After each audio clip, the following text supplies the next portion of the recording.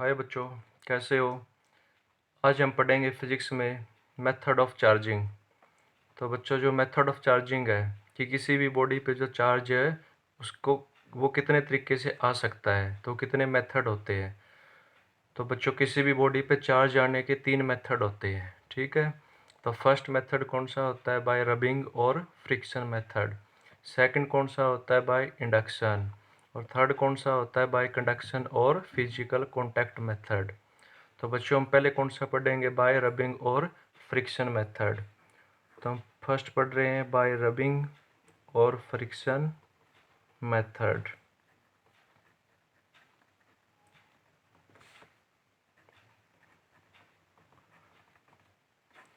तो बच्चों, इस मेथड के द्वारा जो चार्ज है वो किसी भी बॉडी पे कैसे आएगा वो हम पढ़ेंगे, ठीक है। तो बच्चों, इस मेथड को समझने के लिए हम पहले एक एग्जांपल लेके चल रहे हैं, और उस एग्जांपल के हिसाब से मान के चल रहे कि हमारे पास क्या है, ग्लास रोड। हमने क्या मान ली, कोई भी एक ग्लास रोड यानी कांच की कोई भी रोड है। और दूसरा हमने ले लिया सिल्क क्लॉथ यानी सिल्क का कोई भी कपड़ा है। तो बच्चों, शुरू में दोनों क्या है, अनचार्ज यानी इनके ऊपर चार्ज नहीं है। तो दोनों बॉडी कैसी है, ये अनचार्ज बॉडी। इसका मीनिंग जितने इसके अंदर प्रोटॉन है उतने ही क्या होंगे, इलेक्ट्रॉन। तो हमने शुरू में क्या मान ली, दोनों क्या है, अनचार्ज बॉडी है। अब क्या करेंगे, जो ग्लास रोड है और जो सिल्क क्लॉथ है इन दोनों को एक दूसरे से रब करेंगे यानी एक दूसरे से घिसाएंगे। तो जब हम ग्लास रोड को सिल्क क्लॉथ से रब करेंगे तो रब करने से क्या होगा कि दोनों बॉडी के बीच में फ्रिक्शन पैदा होगा। तो जब दोनों को ऐसे रब करेंगे तो रब करने से क्या बनेगा, फ्रिक्शन। और फ्रिक्शन से क्या बनती है, एनर्जी। और वो कौन सी एनर्जी होगी, वो होगी हीट एनर्जी। और वो हीट एनर्जी किसको मिलेगी, वो इलेक्ट्रॉन को मिलेगी। तो जो ग्लास रोड के इलेक्ट्रॉन है वो इस हीट एनर्जी को लेके किस में ट्रांसफ़र हो जाएंगे, वो ट्रांसफ़र हो जाएंगे सिल्क क्लॉथ में। तो ग्लास रोड के अंदर जो इलेक्ट्रॉन है वो किस में ट्रांसफ़र हो जाएंगे, वो ट्रांसफ़र हो जाएंगे सिल्क क्लॉथ में। तो अगर यहाँ से ग्लास रोड से इलेक्ट्रॉन ट्रांसफ़र होते हैं तो ग्लास रोड से अगर मान के चलते एक इलेक्ट्रॉन ट्रांसफ़र हुआ है तो वो किस में जाएगा, वो जाएगा सिल्क क्लॉथ में। तो मतलब क्या हुआ कि जो ग्लास रोड है उसके ऊपर कौन सा चार्ज प्रोड्यूस होगा, पॉजिटिव। और सिल्क क्लॉथ के अंदर कौन सा चार्ज प्रोड्यूस होगा, नेगेटिव। इसका मीनिंग ग्लास रोड पे पॉजिटिव चार्ज प्रोड्यूस हुआ और सिल्क क्लॉथ पे नेगेटिव। तो यहाँ पे चार्ज क्या हो चुका है, प्रोड्यूस। तो चार्ज को प्रोड्यूस करने का ये फर्स्ट मेथड है। तो इस मेथड के हिसाब से चार्ज कैसे प्रोड्यूस होगा, जब दो बॉडी को क्या करेंगे, रब। रब करने से एनर्जी प्रोड्यूस होगी। उस एनर्जी के कारण जो इलेक्ट्रॉन है वो एक बॉडी से दूसरी बॉडी में ट्रांसफ़र हो जाता है। अब बच्चों, जितने ज़्यादा इलेक्ट्रॉन ट्रांसफ़र होंगे ग्लास रोड से सिल्क क्लॉथ पे, तो ग्लास रोड पे उतना ही ज़्यादा पॉजिटिव चार्ज आएगा और सिल्क क्लॉथ पे उतना ही नेगेटिव चार्ज आएगा। तो एक बॉडी पॉजिटिव चार्ज बन जाएगी और दूसरी नेगेटिव। अब बच्चों, जो चार्ज है, पॉजिटिव चार्ज ग्लास रोड पे ही क्यों बना और नेगेटिव चार्ज सिल्क क्लॉथ पे क्यों बना, वो पढ़ेंगे। यानी जो इलेक्ट्रॉन है वो ग्लास रोड से ही क्यों ट्रांसफ़र हुए। तो बच्चों, ये बात जो है वो डिपेंड करती है वर्क फंक्शन के ऊपर। तो जो इलेक्ट्रॉन ट्रांसफ़र हुए हैं वो बात किस पे डिपेंड करेगी, वर्क फंक्शन के ऊपर। अब देखो, वर्क फंक्शन क्या होता है। वर्क फंक्शन का मतलब होता है कि कोई भी जो बॉडी है, कोई भी बॉडी वो इलेक्ट्रॉन क्या करेगी, एमिट।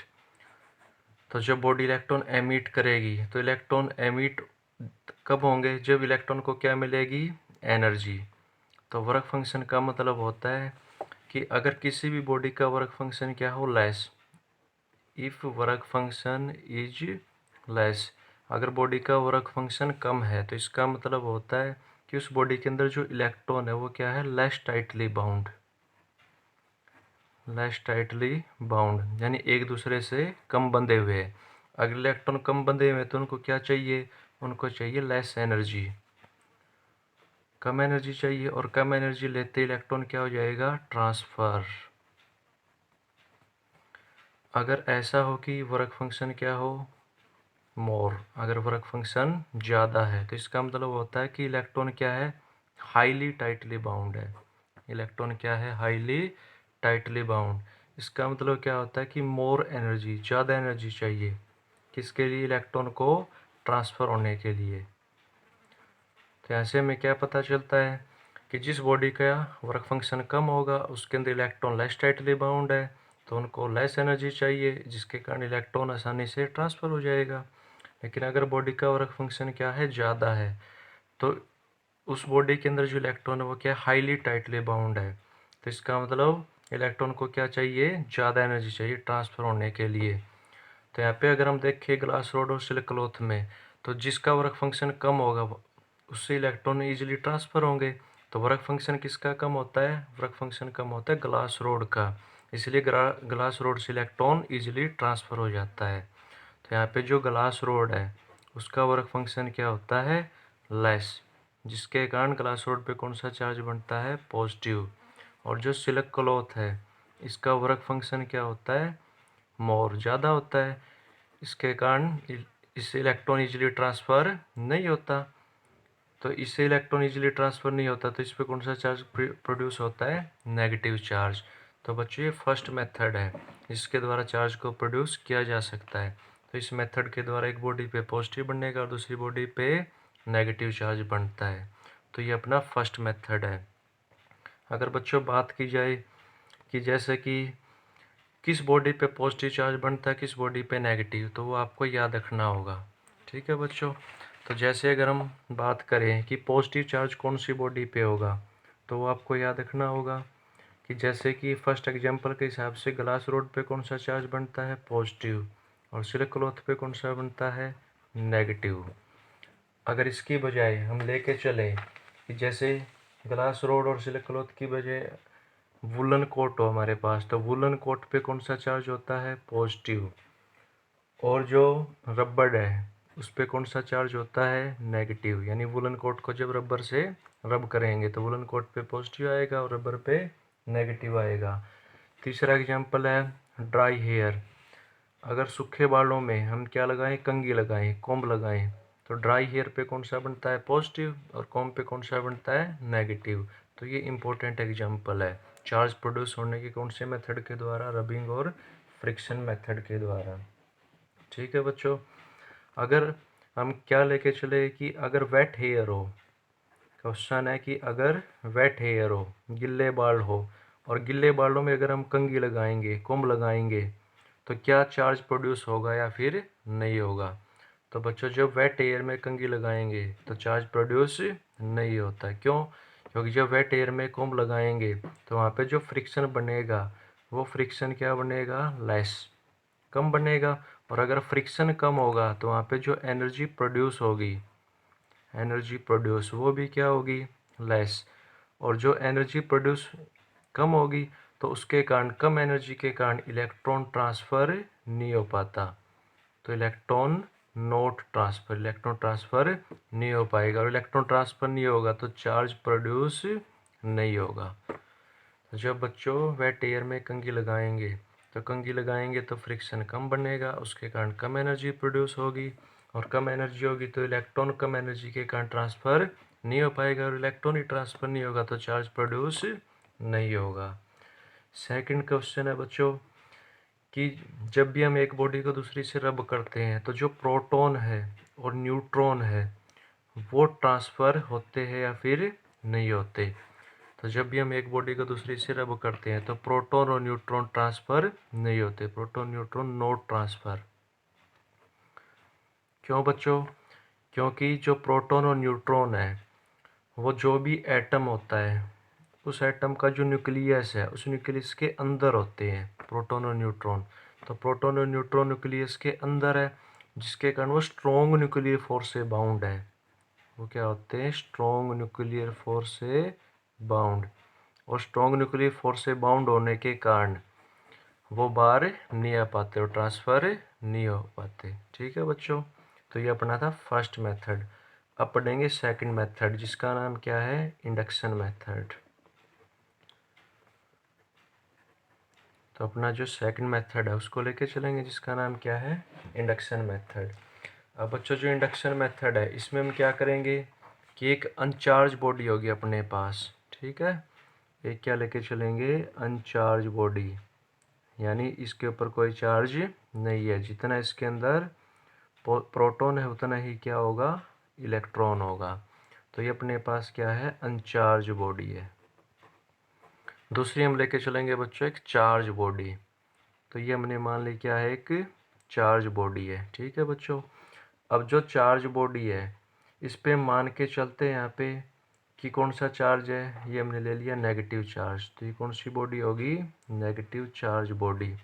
तो अगर आपसे पूछा जाए ये जो नेगेटिव चार्ज बॉडी है ये ग्लास रोड हो सकती है, सिलिक क्लॉथ, तो ये क्या होगा, सिलिक क्लॉथ, क्योंकि सिलिक क्लॉथ पे नेगेटिव चार्ज होता है।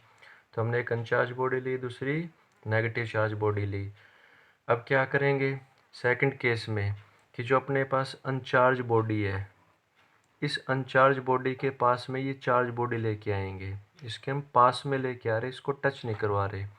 तो जब पास में लेके आएंगे तो ये जो नेगेटिव चार्ज ये क्या करेगा, अनचार्ज का जो पॉजिटिव है उसको अपनी तरफ अट्रैक्ट कर लेगा, और जो इसके अंदर नेगेटिव है इसको क्या करेगा, रिपेल। ठीक है बच्चों, तो अब तीसरे केस में क्या होगा, जो थर्ड केस है उसमें क्या करेंगे, अपने पास जो नेगेटिव चार्ज बॉडी है जो किसके पास में है, अनचार्ज बॉडी के पास में है। तो इसके इस साइड में क्या था, पॉजिटिव चार्ज, और दूसरी साइड क्या था, नेगेटिव।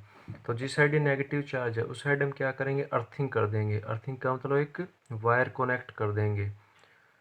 तो ये हमने क्या कर दी, अर्थिंग। और अर्थिंग करने से जो यहाँ पे इलेक्ट्रॉन था वो अर्थ के अंदर ट्रांसफ़र हो जाएगा, और जो इलेक्ट्रॉन ट्रांसफ़र हो जाएगा तो अनचार्ज पे एक साइड कौन सा चार्ज बचेगा, ये पॉजिटिव। फोर्थ केस में क्या करेंगे कि ये जो अपने पास नेगेटिव चार्ज बॉडी थी इसको रिमूव कर देंगे, यहाँ से हटा देंगे, और साथ में जो अर्थिंग की थी उसको भी रिमूव कर देंगे। तो अपने पास जो बचेगा वो कौन सी बॉडी थी, ये पहले अनचार्ज बॉडी। तो अब इस पे कौन सा चार्ज बचेगा, पॉजिटिव। ये पॉजिटिव पहले अट्रैक्ट था नेगेटिव पे, लेकिन इस नेगेटिव चार्ज बॉडी को हमने हटा दिया, तो ये पॉजिटिव क्या होगा, अब इस बॉडी पे यूनिफॉर्मली डिस्ट्रीब्यूट हो जाएगा, पूरी तरीके से फैल जाएगा। और अगर इसके यूनिफॉर्मली डिस्ट्रीब्यूट होगा पॉजिटिव चार्ज तो ये कौन सी बॉडी बन जाएगी, ये बन जाएगी पॉजिटिव चार्ज बॉडी। तो ये अपना सेकंड मेथड है। इस मेथड में हमने क्या किया कि लेके हम चले थे अनचार्ज बॉडी को, लेकिन अनचार्ज बॉडी पे हमने क्या बना दिया, चार्ज बना दिया। तो ये कौन सा मेथड होता है, इंडक्शन मेथड। तो यहाँ पे चार्ज क्या हुआ, इंड्यूस, तो इसको बोलते हैं इंड्यूस्ड चार्ज। जो चार्ज इंड्यूस होगा उसका नाम क्या होगा, इंड्यूस्ड चार्ज। तो ये अपना सेकंड मेथड है जिसके द्वारा चार्ज को इंड्यूस कर सकते हैं। ठीक है बच्चों, अब पढ़ेंगे जो थर्ड मेथड है। थर्ड मेथड का नाम क्या होता है, कंडक्शन मेथड या फिर फिजिकल कॉन्टैक्ट मेथड। तो तीसरा अपना जो मेथड है वो कौन सा है, कंडक्शन या फिर फिजिकल कॉन्टैक्ट मेथड। अब बच्चों इसमें हम क्या करेंगे, इसमें हम लेके चलेंगे कोई भी एक चार्ज बॉडी। ठीक है, ये हमने क्या मान ली, कोई भी ये क्या है, एक चार्ज बॉडी है। तो ये हमने कौन सी चार्ज बॉडी मान ली, नेगेटिव चार्ज बॉडी। तो यहाँ पे ये अपने पास क्या है, एक नेगेटिव चार्ज बॉडी है। दूसरी हम क्या लेके चलेंगे, अनचार्ज बॉडी। ठीक है, अब जो अनचार्ज बॉडी होगी उसको हम क्या करेंगे, इस चार्ज बॉडी से टच करवा देंगे। तो ये हमने ले ली अनचार्ज बॉडी। तो पहले वाली तो कौन सी है, चार्ज बॉडी है, और सेकंड वाली कौन सी है, अनचार्ज बॉडी। और हमने क्या किया, चार्ज बॉडी को अनचार्ज बॉडी से टच करवा दिया। टच का मतलब फिजिकल कांटेक्ट है यहाँ पे। तो इससे क्या होगा कि जो चार्ज है वो अनचार्ज बॉडी में ट्रांसफ़र होने लग जाएगा टचिंग के कारण। तो यहाँ पे इलेक्ट्रॉन ट्रांसफ़र होगा, क्यों, क्योंकि जो अनचार्ज बॉडी है वो क्या करेगी, चार्ज बॉडी से इलेक्ट्रॉन को शेयर कर लेगी, और शेयरिंग के कारण इसमें इलेक्ट्रॉन ट्रांसफ़र होता रहेगा। तो यहाँ पे जो इलेक्ट्रॉन है वो अनचार्ज बॉडी में ट्रांसफ़र होता रहेगा। किसके कारण ट्रांसफ़र हुआ, शेयरिंग के कारण। और ये इलेक्ट्रॉन कब तक ट्रांसफ़र होता रहेगा, जब तक दोनों पे चार्ज इक्वल ना हो जाए। तो अपने पास जो ये अनचार्ज बॉडी थी अब ये क्या बन चुकी है, चार्ज। तो ये तीसरा मेथड होता है जिसका नाम क्या होता है, कंडक्शन मेथड। ठीक है बच्चों, तो यहाँ पे ये जो अनचार्ज बॉडी होती है ये होता है मेटल। तो यहाँ पे जो मेटल है वो क्या करता है, वो इलेक्ट्रॉन को शेयर कर लेता है, और शेयरिंग के कारण यहाँ पे कौन सा चार्ज बना है, नेगेटिव चार्ज।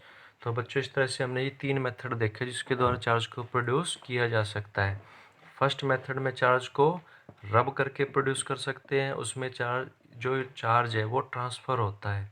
सेकंड मेथड में जो चार्ज है वो इंडक्शन मेथड के द्वारा होगा, यानी जब हम चार्ज को चार्ज के पास लेके आएंगे, ठीक है, तो पास लेके आने से भी चार्ज को बना सकते हैं। और तीसरे मेथड में दोनों बॉडी को क्या करना पड़ता है, एक अनचार्ज होती है एक चार्ज होती है, उसको एक दूसरे से टच करना होता है। जो अनचार्ज होती है वो होता है मेटल यानी कंडक्टर। तो जो मेटल है वो क्या करेगा, इलेक्ट्रॉन को शेयर कर लेगा और शेयरिंग के कारण उस पर भी चार्ज प्रोड्यूस हो जाएगा। तो बच्चों इस तरह से हमने आज ये 3 मेथड पढ़े हैं। ठीक है बच्चों, थैंक यू। आगे का काम कल करेंगे।